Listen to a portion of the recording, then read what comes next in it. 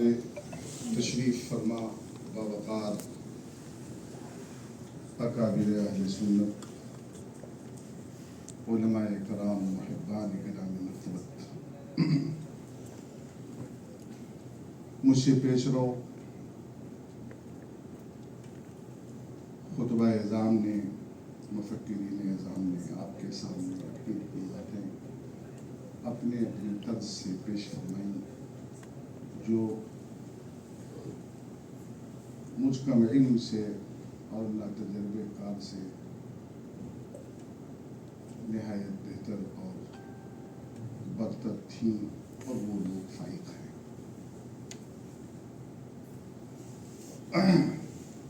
محترم حضرات،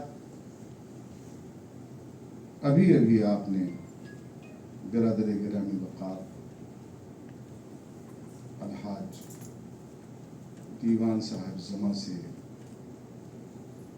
ایسوسی ایشن اور مدارس کی تاریخ اور خدمات اور موجودہ حالات اور چیلنجز کے سپریم کورٹ کے مقدمے سے متعلق احوال کو سماعت فرمایا۔ جناب شارق عباسی صاحب سے آپ نے لیگلی قانونی حیثیت کو اچھی طرح سمجھا ہے، اور یہ دونوں حضرات اپنے اپنے خدمات اور اپنے اپنے تجربے کے اعتبار سے ہمارے لیے نہایت قیمتی ہیں۔ ان میں کسی بات کا اضافہ کرنا آسان نہیں ہے۔ اور ساتھ ہی دو ہمارے مقدس اور محترم اور محتشم احباب ازہری اور بغدادی صاحبان نے بھی اپنی اپنی آراء پیش فرمائی، جو ایک عالم دین ہونے کی حیثیت سے نہایت ہی قیمتی تھی۔ ہمارے سامنے جو حضرات بیٹھے ہوئے ہیں، تشریف فرما ہے، میں انہیں خوب اچھی طرح پہچان رہا ہوں۔ یہ سبھی حضرات علم و فضل والے ہیں، کوئی ازہری ہیں، کوئی بغدادی ہیں، کوئی جامعی ہیں، کوئی نظامی ہیں، کوئی ایڈیٹر ہیں، کوئی امام ہیں، کوئی کسی سے یہاں کم نہیں، ہر ایک ذرہ آفتاب و مہتاب ہے۔ یہ کرم فرمائی ہے کہ یہاں تشریف فرما ہو کر مجھ جیسے کرنے والوں کو سماعت فرما رہی۔ 22 مارچ کو جب فیصلہ آیا تو زمین پیر کے نیچے سے کھسک گئی، اس لیے کہ ان مدارس کو کیسے پروان چڑھایا گیا ہے وہی لوگ جانتے ہیں جنہوں نے محنت سے اسے بنایا اور کھڑا کیا ہے۔ ایک چھوٹا سا واقعہ میں آپ کے سامنے پیش کروں۔ میرے والد نے مجھے پڑھایا لکھایا، میری تربیت کی، میں ان کا بیٹا ہوں۔ الحاج دیوان صاحب بھی ان کے مانوی فرزند ہیں، ان کی بھی تربیت انہوں نے فرمائی۔ بہت سی باتیں وہ جانتے ہیں جو میں نہیں جانتا، لیکن گھر کی باتیں بہت سی میں جانتا ہوں جو میرے سوا دوسرا نہیں جانتا ہے۔ یہ مدارس کتنی قربانیوں سے قائم ہوئے ہیں، تصور نہیں کر سکتے۔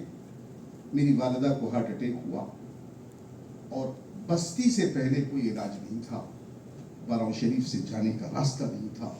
والد صاحب دوا لے کر کے بستی سے آگے الہ آباد ہائی کورٹ میں تاریخ تھی، ہم بچے تھے۔ والدہ رونے لگی کہ آپ جا رہے ہیں۔ کہا میرا جو کام تھا میں نے کر دیا، دوا کھائیے، شفا دینے والا اللہ ہے۔ وہ روتی نہیں اور چھوڑ کے چلی گئی۔ وہ چل نہیں سکتی تھی، دیوار پر چلتی تھی، اور میں مکتب میں پڑھتا تھا۔ واپس آئے الہ آباد سے لکھنؤ، لکھنؤ سے براؤں شریف، 5 دن کا وقت ان دنوں میں لگا۔ جانا آنا آسان نہیں تھا، بارو کے ٹرک پر پیچھے کھڑے ہو کر شیروانی پہن کر سفر کرتے تھے، کس لیے؟ ان مدارس کی خدمت کی۔ واپس آئے تو ہنستے ہوئے گھر میں داخل ہوئے۔ والدہ رونے لگی، کہنے لگی آپ چھوڑ کر چلے گئے۔ کہا دیکھا اللہ تعالیٰ نے تجھے صحت مند کر دیا اور مدارس کو کامیاب کر دیا، مقابلہ جیت کر۔ اس محنت اور قربانی کے ساتھ ان مدرسوں کو پروان چڑھایا گیا ہے، اور جب دیکھا گیا کہ ایک خاص سوچی سمجھی اسکیم اور نظریے کے تحت 1 لاکھ لحظات میں مدارس کے وجود کو صرف گرانٹیڈ ہی نہیں، تمام مدارس کے وجود کو ختم کرنے کی نہ صرف یہ کہ سازش کی گئی بلکہ فیصلہ صادر کر دیا گیا۔ 1918 میں بورڈ بنا ہو تو بنا ہو، بھارت کی سرزمین پر ہم تہذیب سکھانے والے صرف نہیں بلکہ اس ملک کے معلم کا نام مسلمان ہے۔ اگر ابو ریحان البیرونی کو بھارت سے نکال دیا جائے تو ہندوستان کی سچی تاریخ بتانے والا کوئی مورخ نہیں مل سکتا۔ ہندوستان کے پنڈتوں نے انہیں بحر العلوم کا خطاب دیا تھا۔ ابن بطوطہ کو پڑھیے، لکھا ہوا ہے صاف صاف کہ پوری دنیا میں محمود غزنوی کی بنائی ہوئی لاہور کی یونیورسٹی سے بہتر یونیورسٹی نہ تو سمرقند میں تھی، نہ بخارا میں تھی، نہ عرب کی کسی سرزمین پر تھی، نہ یورپ کی کسی سرزمین پر تھی۔ تو ہم نے اس ملک کو تعلیم دیا، لیکن انقلابات آتے رہتے ہیں، حالات بدلتے رہتے ہیں، سازشیں چلتی رہتی ہیں، ہر چیز کا ذکر کیا جاتا ہے، مگر ہماری اس یونیورسٹی کا ذکر نہیں کیا جاتا، اس معلم کا ذکر نہیں کیا جاتا۔ رشیا نے تو البیرونی کا اسٹیچو لگایا ہے، مگر بھارت میں شاید کہیں آپ کو نظر آئے۔ لیکن تاریخ ہند میں صرف مسلمانوں کی بات میں نہیں کر رہا ہوں، تاریخ ہند کا مطلب یہ ہوتا ہے سنسکرتک ویدک دنیا کی ہسٹری بھی آپ کو کسی پنڈت کے قلم سے اتنے وثوق کے ساتھ نہیں مل سکتی جو ابو ریحان البیرونی کی تحریر مل سکتی ہے۔ اس لیے حضرات، جو RSS سوچ کے لوگ ہیں وہ سوچی سمجھی اسکیم کے تحت سینکڑوں سال کی پلاننگ کر کے کام کرتے ہیں۔ جیسا کہ دیوان صاحب نے آپ کو بتایا، اس پلاننگ کا یہ حصہ ہے۔ رشیا میں جو سوویت یونین نے جو کیا اسے آپ دیکھیے، سب سے پہلے اس نے مسجد اور مدرسے ہی بند کیا تھا، سب سے پہلے لوگوں کے قرآن کی تلاوت پر پابندی عائد کی تھی۔ ایسے ہی دنیا میں بہت ساری جگہیں، سب کا نام لینے سے کوئی فائدہ نہیں، مسلمانوں کو اسلام سے دور کرنے کا صرف ایک راستہ ہے، وہ یہ ہے کہ ان کو ان کے مسجد اور مدرسے اور علماء سے دور کر دیا جائے۔ اس سازش کا یہ حصہ ہے، لیکن ہماری ذمہ داری یہ ہے کہ ہم اخلاص کے ساتھ اس جنگ کو لڑیں اور محنت کے ساتھ مسلمانوں کے وجود اور مدارس کے وجود و استحکام کی جدوجہد کریں۔ نظریات کا اختلاف، افکار کا اختلاف ایک فطری عمل ہے اور وہ ہوتا رہتا ہے۔ ہم 4 مذہب مانتے ہیں اور چاروں کو حق مانتے ہیں، اس لیے کہ چاروں نے یہ مذہب عن دلیل قائم کیا ہے۔ اس لیے اگر کسی بھی شخص کو کسی خاص تنظیم سے، کسی خاص فرد سے کسی مسئلے میں اختلاف ہو جائے تو اسے ناکامی نہیں کہا جائے گا بلکہ اس تنظیم کی کامیابی کہا جائے گا۔ رہ گیا الزام لگانا، ہماری تنظیم ٹیچرز ایسوسی ایشن مدارس عربیہ اتر پردیش پر اگر کسی نے الزام لگایا یا دیوان صاحب پر الزام لگایا تو میں نے کہا کہ 22 مارچ سے ہمائون ملت کے ساتھ میں ہوں، میں خود بھی اس بات کی گواہی دیتا ہوں کہ ٹیچرز ایسوسی ایشن مدارس عربیہ اتر پردیش کی مادی کوئی مدد میرے علم کے مطابق نہ تو رکعہ اکیڈمی سے ہوئی ہے، نہ سنی جمعیت علماء سے ہوئی ہے، نہ حضور معین المشائخ سے ہوئی ہے، اور جو کچھ فنڈنگ ہوئی ہے وہ مدارس عربیہ کے اساتذہ سے ہوئی ہے۔ اور صفائی دینے کی ضرورت نہیں، الزام اسی پر آتا ہے جو کام کرتا ہے۔ دیکشیوان پر الزام کون لگاتا ہے؟ سمپورانند یونیورسٹی بنائی گئی، پنڈت جواہر لال نہرو سے شکایت کی گئی کہ انہوں نے کئی کروڑ روپے کھا لیا۔ کہا کتنے کروڑ کھایا؟ کہا 5 کروڑ کھا لیا۔ کہا 5 کروڑ روپے ابھی میں آپ کو دے رہا ہوں، ایڈوانس میں آپ کھا لیجئے، گھر بنا لیجئے، مگر اتنی بڑی یونیورسٹی بنا دیجئے۔ تو کہنا آسان ہوتا ہے، الزام لگانا آسان ہوتا ہے، کام کرنا دشوار ہوتا ہے۔ حضرات گرامی، حضور معین المشائخ کے ہاں رمضان المبارک میں مسلسل 4 دن ہم جاتے رہے، جیسا کہ حضرت نے فرمایا کہ مولانا لگے رہے اور مسلسل حضرت وکیلوں سے مشورہ کرتے رہے، جو دیوان صاحب کے علم میں بھی ہے، آپ کے بھی علم میں ہونا چاہیے۔ اس وقت سامنے بات یہ آئی کہ ہائی کورٹ کا جو فیصلہ ہے وہ اساتذہ کے خلاف نہیں ہے، مدرسہ کے خلاف ہے۔ اس لیے اگر ٹیچرز یونین ہی صرف جاتی ہے تو ایسی صورت میں اس بات کا خطرہ موجود ہے کہ اس کی ریٹ کو خارج کر دیا جائے اور ہم بالکل تماشائی بن کے رہ جائیں. اس لیے کسی اور فورم سے بھی جو مدرسے کی مصلحت کی نگراں ہو ریٹ فائل ہونی چاہیے. چنانچہ گزارش کی گئی کہ جب سنی جمعیت علماء کے صدر کی حیثیت سے سنی جمعیت علماء ریٹ فائل کرے، مگر ٹیکنیکل پرابلم کی وجہ سے سنی جمعیت علماء سے یہ ریٹ فائل نہیں کی جا سکی. حضرت کی آفس میں بیٹھے ہوئے ہی مینیجر ایسوسی ایشن کے ذمہ دار اور صدر سے رابطہ قائم کیا گیا اور ان سے ان کی رجسٹریشن کاپی منگائی گئی، اور پھر اس کے بعد اس مینیجر ایسوسی ایشن کے ذمہ دار ایاز مصطفیٰ صاحب کے دستخط سے ریٹ فائل کی گئی. 1 پیسہ مینیجر ایسوسی ایشن کا اس میں خرچ نہیں کیا گیا. وہ ریٹ بھی ٹیچرز ایسوسی ایشن ہی کی ریٹ، اور ہم بھی اس کا حصہ ہیں.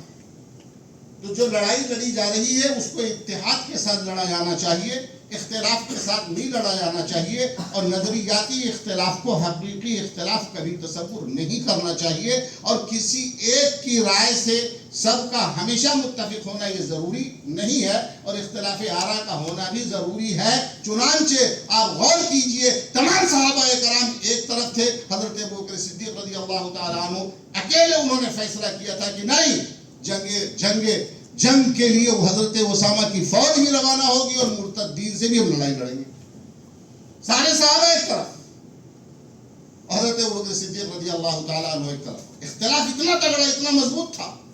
تو جو لیڈر ہوتا ہے اس کی ذمہ داری ہوتی ہے کہ وہ قوت کے ساتھ مصالح کو نگاہ میں رکھتے ہوئے فیصلہ کرے، اور جن لوگوں کو درد ہے، اخلاص ہے، وہ اپنی محنت کے ساتھ اس کام کو انجام دے.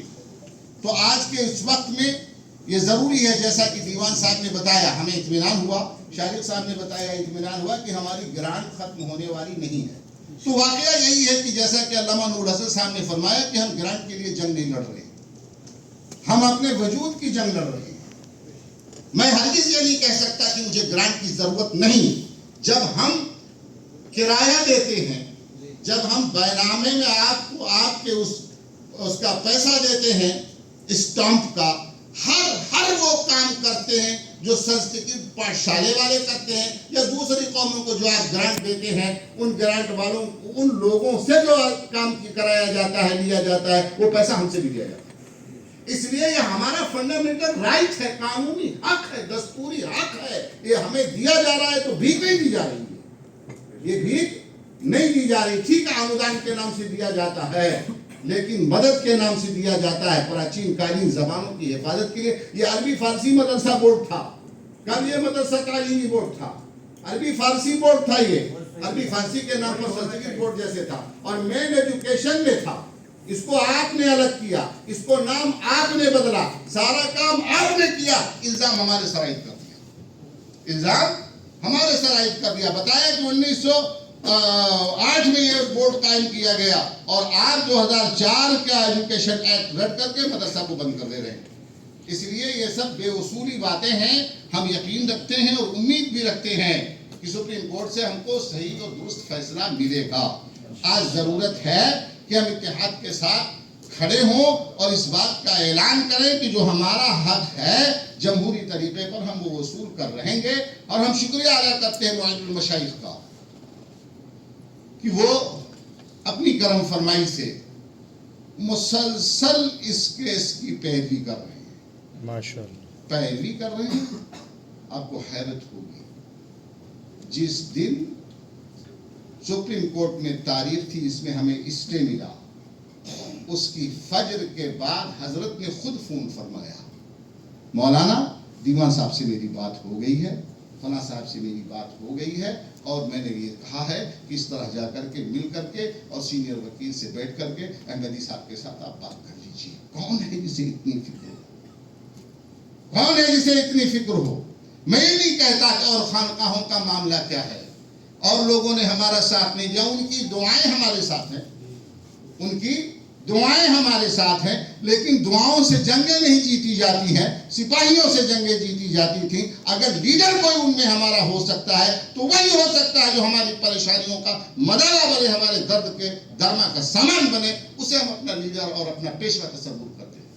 اس لیے نہ صرف یہ کہ مدارس عربیہ اتر پردیش کی سرپرستی حضرت فرما رہے ہیں، بلکہ میں اس منچ سے اعلان کرنا چاہتا ہوں کہ حضرت کا کردار قائد ملت حضرت الحاج سید نوری صاحب کا کردار ایسا ہے کہ انہیں اس پورے بھارت میں، پورے ملک میں چلنے والے سنی مدارس کا بالخصوص سرپرست تسلیم کیا جاتا ہے، اور اس سرپرستی میں ہم یقین رکھتے ہیں کہ مخدومی فیض جاری ہوگا اور انشاءاللہ تبارک و تعالی ہمیں پوری طرح سے کامیابی ملے گی انشاءاللہ۔